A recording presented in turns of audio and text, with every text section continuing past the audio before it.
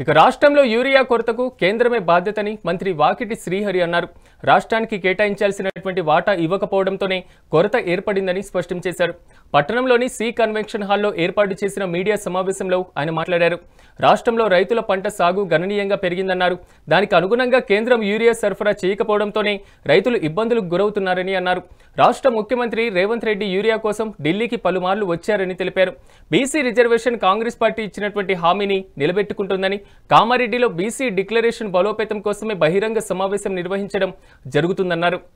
పక్కన ఆంధ్రప్రదేశ్ ఎందుకు వచ్చిందో మనం ప్రశ్నించుకోవాల్సిన అవసరం ఉన్నది. రెండోది, మన పంట పోయిన సంవత్సరం కంటే ఈసారి పంట ఎంత పెరిగింది? ఒకవేళ నిజంగా కూడా సెంట్రల్ గవర్నమెంట్ ఒకవేళ యూరియా ఇస్తే ఏదైనా స్టేట్ గవర్నమెంట్ దాని మీద దాపెట్టిందా?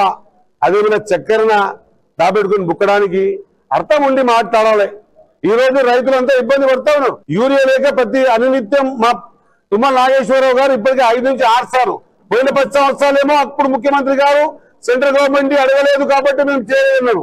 ఈసారి మా ముఖ్యమంత్రి గారు ఇప్పటికి 55 నుంచి 56 సార్లు సెంట్రల్ గవర్నమెంట్ ప్రతి డిపార్ట్మెంట్ దగ్గరికి వెళ్లి మాకు అవసరం ఉంది, మేము కూడా సెంట్రల్ లో ఉన్నాము, మాకు కూడా బాధ్యత ఉంది, ఈ రాష్ట్రానికి ఇచ్చే బాధ్యత మీకు కూడా ఉందని చెప్పేసి సెంట్రల్ అగ్రికల్చర్ మినిస్టర్ కూడా కలవడం జరిగింది, తుమ్మల నాగేశ్వరరావు కూడా కలవడం జరిగింది. ఇచ్చిన ప్రతి సంచి కూడా ట్రాన్స్పరెంట్ గా ఎక్కడ కూడా దళారుల చేతులకు పోనివ్వకుండా డిస్ట్రిబ్యూషన్ చేసినామని గర్వంగా చెప్తా ఉన్నా.